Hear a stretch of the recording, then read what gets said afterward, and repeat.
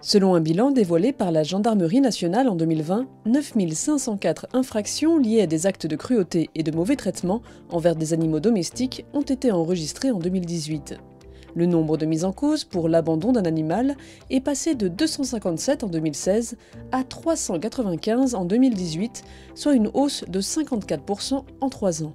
En France, l'ANSES a défini en 2018 que le bien-être d'un animal est l'état mental et physique positif lié à la satisfaction de ses besoins physiologiques et comportementaux, ainsi que de ses attentes. Cet état varie en fonction de la perception de la situation par l'animal.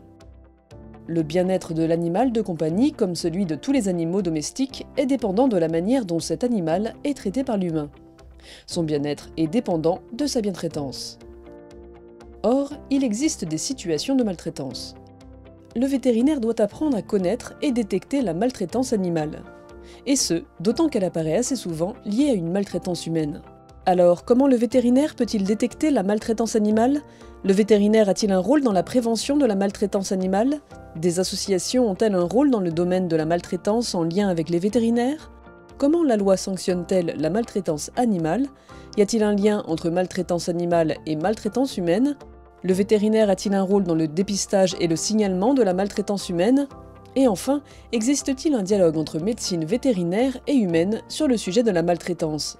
Pour obtenir les réponses à toutes ces questions, rendez-vous le 1er juin 2022 à 19h30 pour le webinaire Maltraitance des animaux de compagnie, savoir la détecter, savoir agir, les liens avec la maltraitance humaine.